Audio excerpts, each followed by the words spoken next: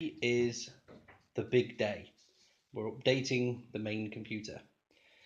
These are my cleaning materials and all the bits and bobs I've got for it. So we have the Hoover, spare screen, keyboard to plug it back in. To clean, we've got isopropyl, we've got some air dusters and some WD-40 to tidy things up. Tip from Tech Yes City was this one, so we're going to go with it. I've got some tape to help tidy things up. New thermal paste. Can't find the thermal pads right now. I have an Ubuntu 64-bit server boot disk to check things with. Then we have the new RAM.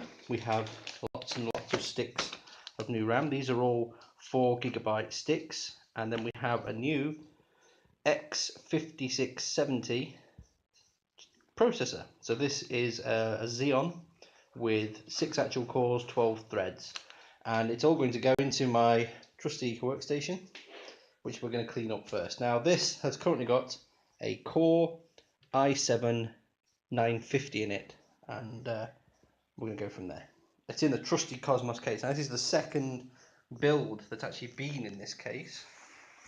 It's a much older case than the build that's in it, but as you can see, it definitely needs cleaning. These are filters. There's filters on the bottom. There's filters in the back rear there. It's an air-cooled system, and I can tell the performance drop that we've currently got. So we're going to strip it, and we're going to go from there. First things first is we're going to take the sides off the case, take the door off the case. We're going to take the motherboard out and see where things lie beyond that.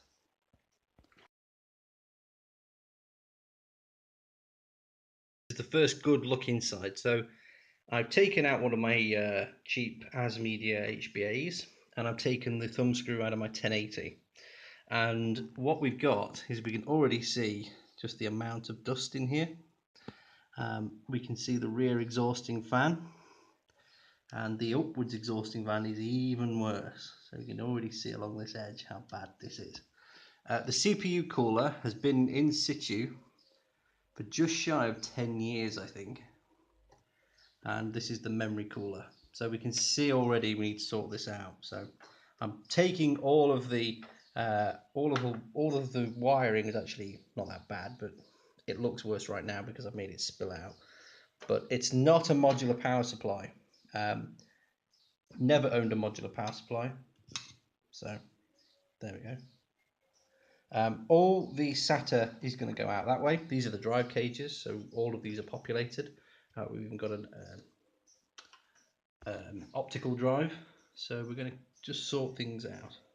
Gotten the 1080 out, we can see a little bit of dust on the leading edge of the blades, but other than that, she's still almost like brand new. She's been in there a year. I think I got this for my birthday last year, and it's coming up to my birthday this year, so maybe 10 months we've had that. So this is an EVGA 1080 GTX superclocked with the ACX3 cooler.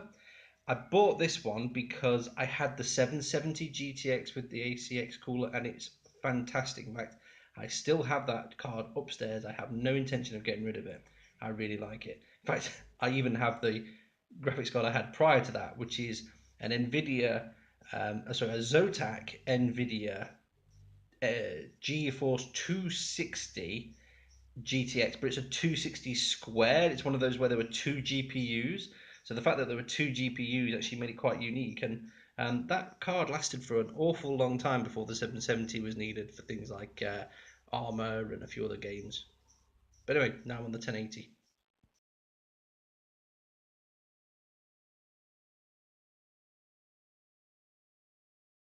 Here we are at the drive cages. I've already taken my SSDs out. They're still hung on the back of this. But you'll see I use SATA power extensions, so these can be routed where I want, and I just plug them into the power supply once. And I have to have, because there are 3 bays, I have an SSD at the front loose here, and then 3 drives. And again, SSD here loose at the front and 3 drives. The problem is, you can see, because of the way these drive caddies are, which I'll take one out and show you soon, you have to mount the hard drive's top side up this way. So the top is facing the CPU.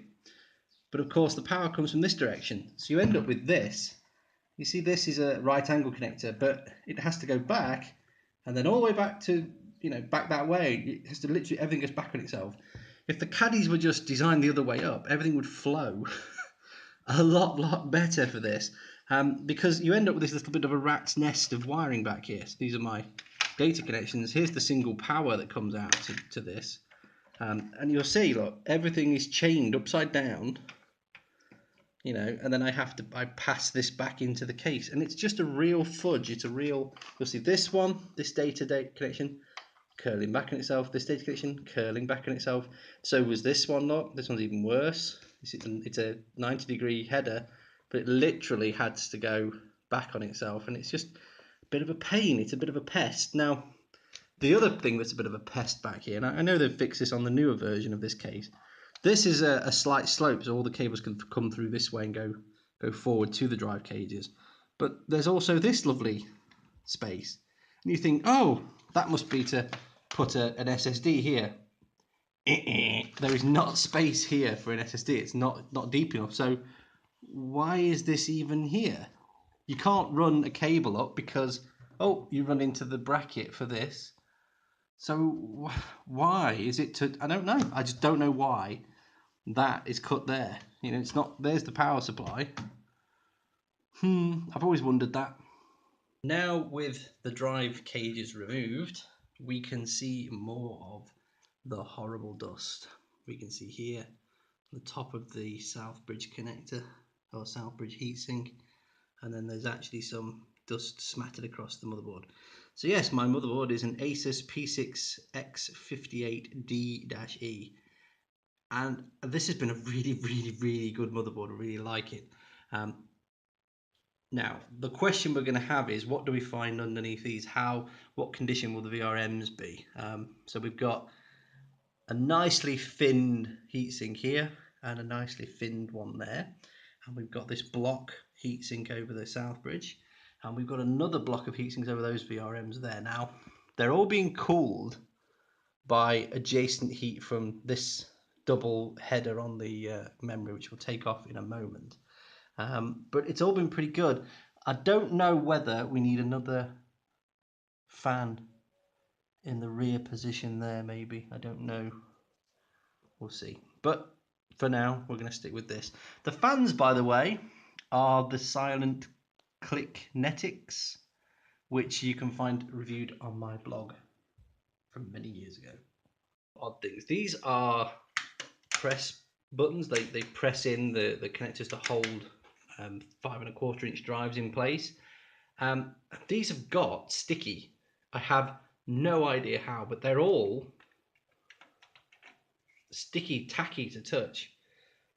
And then if we look at the top of the drive, we can see the worst of it. Yes, still rocking the optical media. And this is the intake area for the underneath front radiator.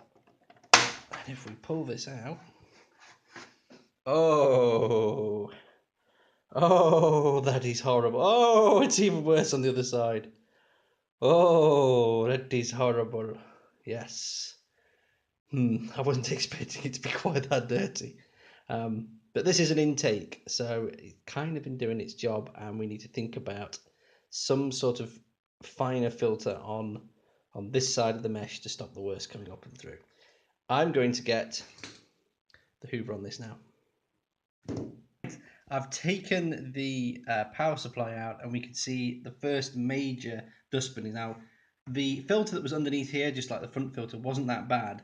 But look at this back here. There's obviously been a spraying or a blowing of air directly that way, and it's left a bit of a mess.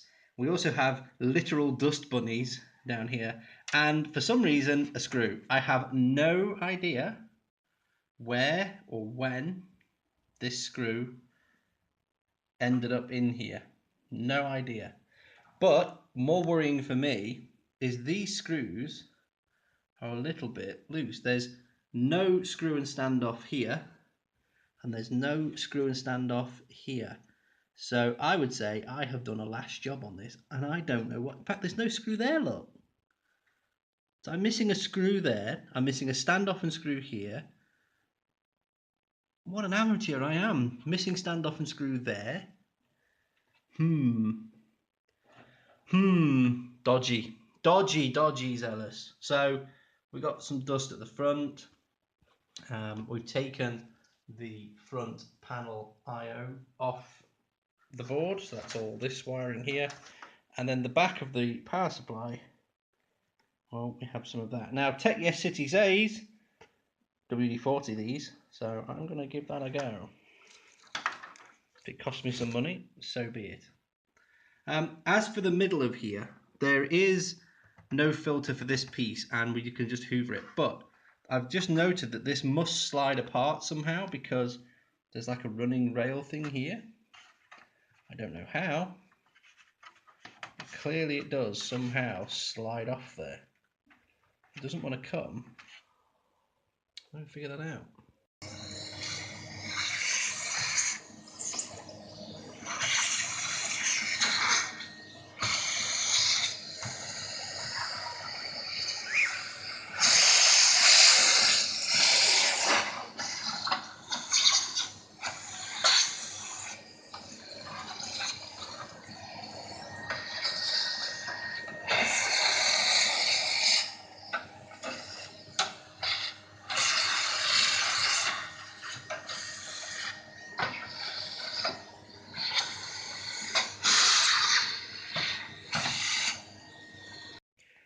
Okay, this is the first good look of the board and the processor since I fitted it 10 years ago. All the RAM looks in obviously good order. We have quite a streaking of dust. The cooler just looks awful, the amount of dust in it, but it's not terrible. I have seen far worse. I think it looks worse when you put light on it. The north side that I've not seen very many times, well, we've got a fair bit of dust on this cable. Anywhere that will catch dust basically is caught dust. So we have some here, and on the PS2 ports, some there. Plenty here around the sound ports, and then on the board in general. So, first things first, I'm going to give it a good dust. Then I'm going to give it a blow, and then I'm going to turn it over and think about taking this off. We're going to check the back plate. Okay, so lifting the board. Here's the back plate. Everything looks in order. This all looks fine. In fact, we can just, yeah, it's just coming straight off. Nothing looks bad. Everything looks good. We've maybe got a bit of something here. I don't know what that is. Oh, it's just dust. So maybe something here. Here. See, like a, don't know what.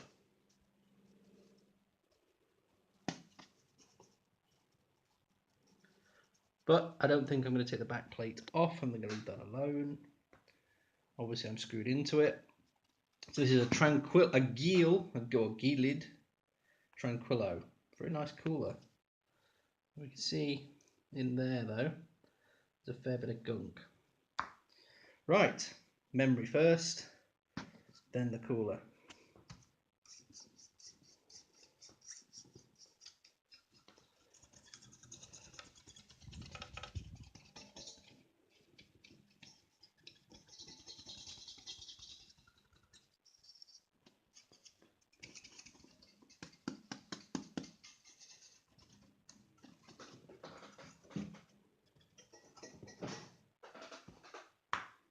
Right, well, I've just got the CPU cooler fan on and look at the shape of that dust. Yeah, that's pretty bad. Pretty bad. The RAM is out now too. It's all lined up here. So, ugh. Let's have a look what 10-year-old thermal compound looks like. Oi! Yep, that's pretty crusty. That's pretty darn crusty. So there must be on this block, it must be like a nickel block, and it's a copper block with a nickel coating, I think. It's very odd. Anyway, that isn't brilliant, is it? So we'll get rid of that. In fact, if I just knock some off. Yeah, that's pretty solid. It actually clunked as it hit the top. But we've got a lot of dust on here, a lot of mess. This is actually going to get put under the sink now, I think. I'm going to rinse it through and then pour some isopropyl through it, I think.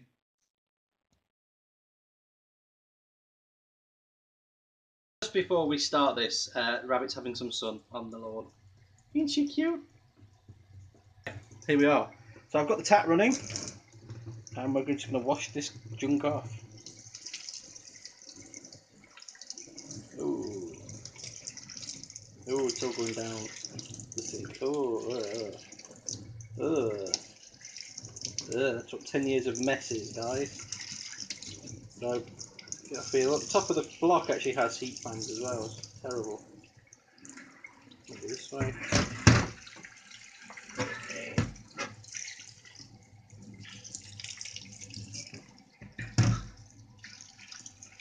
There we go. This is probably a terrible, terrible idea because you're all going to shout, "Oh, it's going to rust." Well, that's as may be, but we're now going to get some isopropyl alcohol and I'm going to literally pour it over it, stand it to dry, and we'll see where we get to.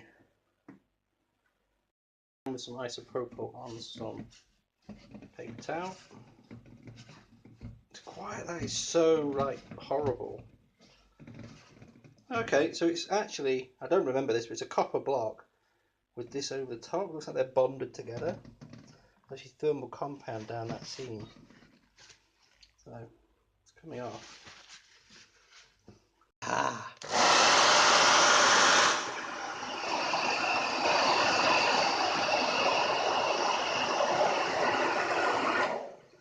See how much is blown straight out.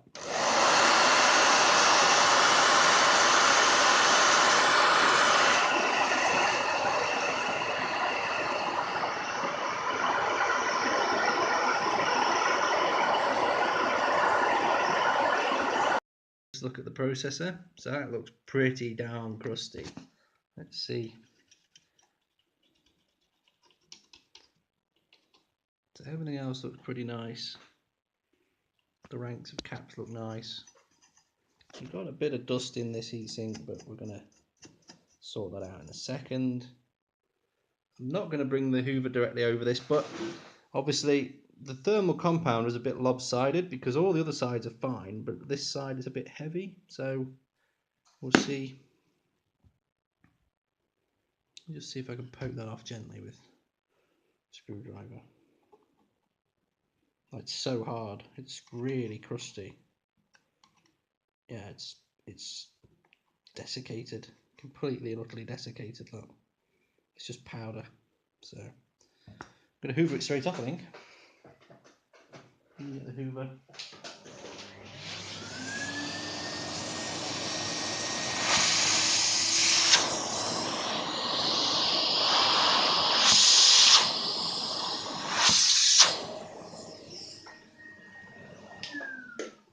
So yeah, 80 to 90% of it's hoovered straight off. I'm leaving the processor in there. I'm going to clean the board. We'll swap it later, and we'll get all this dust off as well.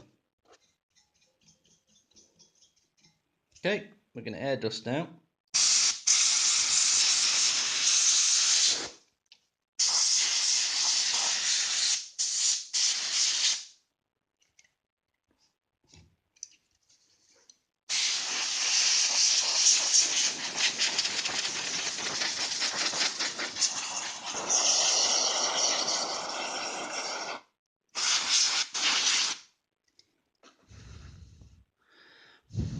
Because this is so cold, I'm just going to blow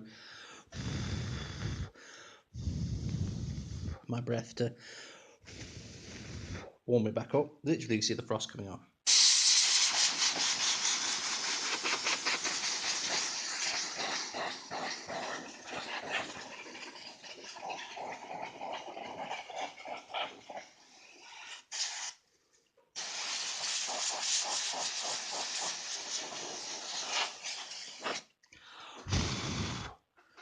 This can is now absolutely freezing to touch.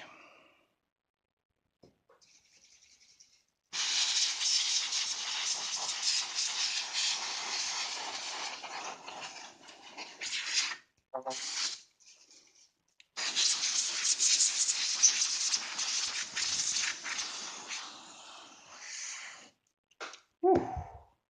Right, cold. Here's the first piece of upgrade then. We're going from the i7-950 to the Xeon X5670. And I'm hoping this is just a drop-in replacement. It's the first time I've seen this chip in the flesh since buying it. So there's the socket, and there's the X56. Sorry, that's the Core i7. This is the X5670, and I'm hoping it just goes straight in the same way.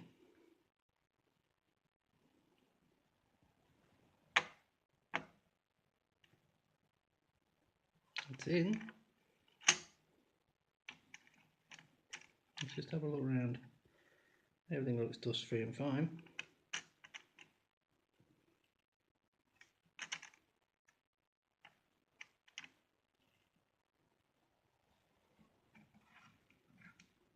Right, she's in, and this is my old baby. Don't worry, you're not going anywhere. Never throw away a good chip. Now, everybody's favourite contention: how to put on thermal paste. Now, there's not a lot left in this one, and this is a big die. That might be more than enough actually, but that might be too much. I didn't think there'd be enough. Right, I'm going to do something that Tech Yes City does. I'm going to spread this out.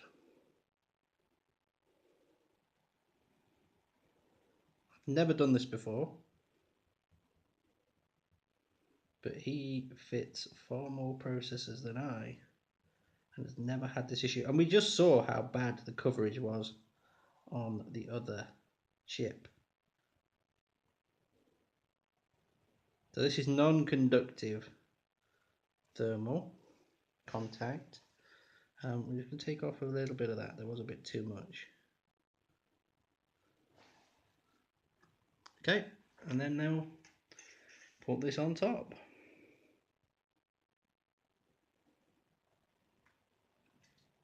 The eagle has literally landed. Yeah, there was definitely too much thermal compound. I don't know if you can see down there, but between the processor and the heatsink, it has woven out as I've put the screw down fasteners in. But we're all good, it's fine. I've wiped the excess off with a cotton bud from distance. What I haven't done is WD-40 this puppy, which is what I'm now going to do. So I'm just cleaning the CPU fan. It's had a good clean over, apart from that smudge. And I've noticed this. Can you see this? If we'll focus, see that black line from the shaft back here? There, that's a better shot. There. The plastic is cracked. It's only that one place. I don't know why. But I'm a bit disappointed. I thought this was a very good cooler. Maybe this has been causing some of my slowdown. But if we remember, there was a distinctive pattern on the front of the heatsink, and I'm wondering, did the pattern match to roughly where that would have been on the downstroke, the centrifugal change, the airflow change? Maybe that was making a sort of false foil, and that's why we've got a gathering of dust there. Whatever the reason, we can fit another fan to the front of this cooler, but we'll stick with this one for now. With supreme confidence, we have the X5670 mounted, the fan and assembly all back together. I've put it into the fan header. I have one stick of 2 GB of RAM set up. I've set up the optical drive because I have no bootable USB, but we have the CD. I've got the keyboard and the Leviathan non-modular power supply plugged in as best I can. At every step I've been cleaning these, so the dust on these connectors was terrible. The dust on the ATX header was terrible. In fact, it's still bad on that side. But here goes nothing. Power's good. That's lit. Screen is on. So, let us see where we can get to. So,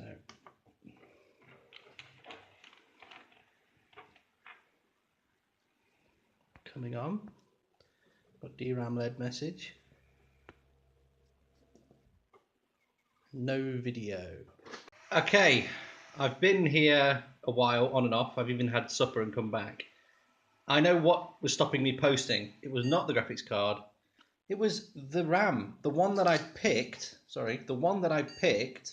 didn't seem to want to work. Now it's posting fine and I'm getting stuff on the screen. So, okay, this is our first boot with a full complement of 4 GB of RAM. And we're going to go to the BIOS, hopefully. There we go. Now I'm underclocking all the RAM. So I've got a mix of 2 GHz RAM and 1.3 GHz RAM. Overclock failed. That's fine, because we're running it at 1 GHz anyway, so it doesn't matter right now. We're underclocking all the RAM. Where's system? There's hardware monitor. Hardware monitor takes a moment. So we're getting about 25 or 28 now degrees idle, but everything's on silent and the power fan's not even running right now, so it's all good. So let's go to 1.3 GHz on the RAM. So we're underclocking one set and overclocking the other. Everything's on auto.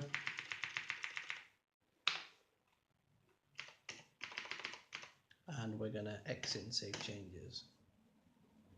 Hopefully now I can pull the power and give the SATA optical drive some power, like so.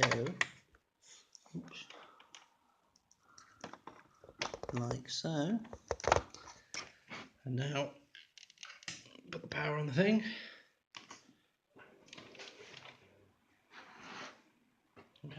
I really love how MemTest looks with 12 cores running. Obviously these are all workers, but you can see in just a few minutes we've got 72% of the whole test.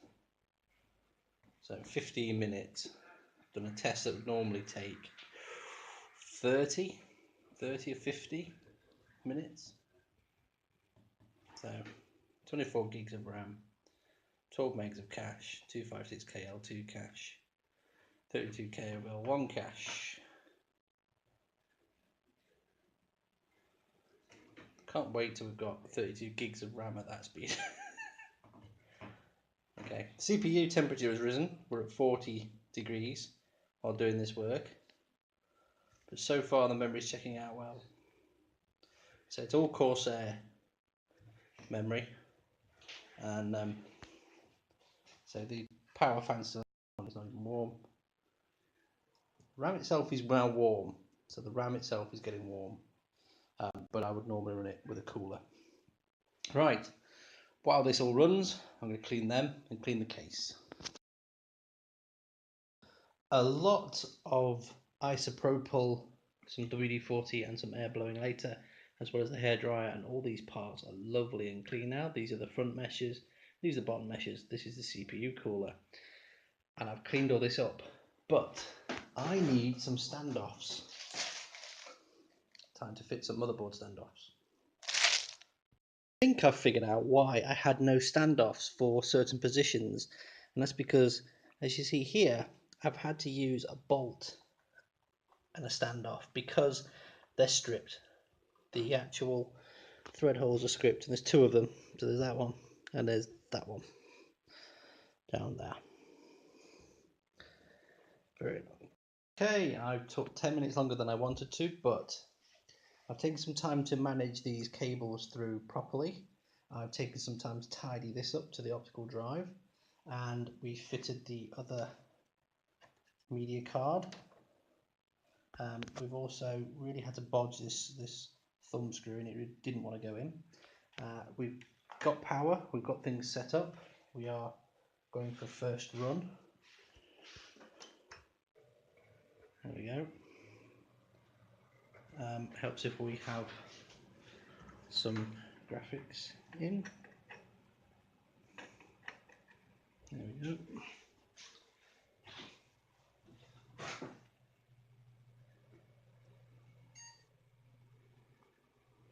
Okay, let's see if we get into Windows. So all my drives are in as well.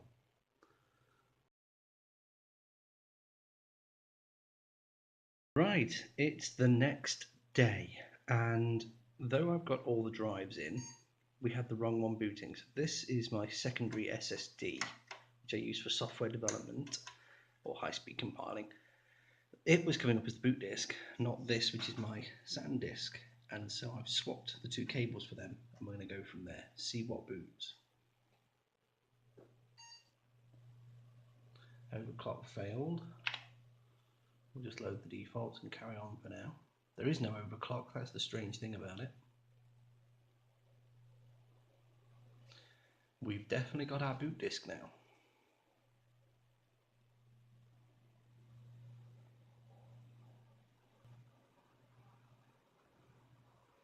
Okay.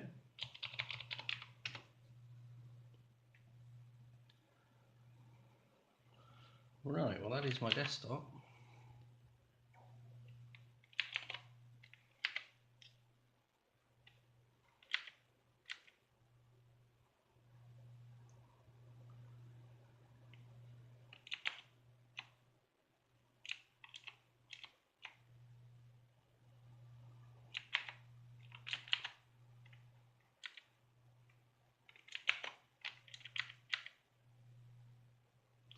Okay, so we've got 1, 2, 3, 4, 5, 6, 7, 8, 9, 10, 11, 12 cores.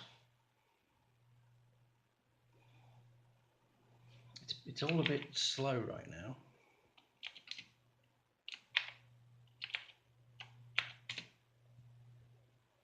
So we'll see what drives have come on.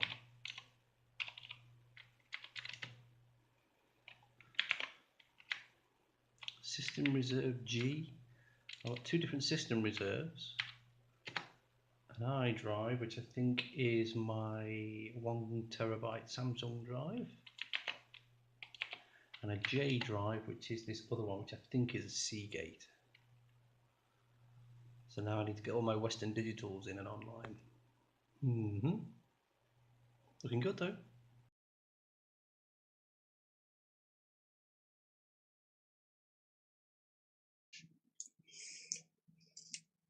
We were just editing, weren't we? And we don't know how to finish this video. No idea. Well, let's cover the score. So this is the Cinebench score, 754 upon rebuild. This is not overclocked. This is an X5670. It's clearly a lie because it believes or reports 12 cores, 24 threads, whereas that processor only has 6 cores and 12 threads, which is the same as mine. So for some reason somebody's doubled that number up somewhere. Whatever. We don't know, do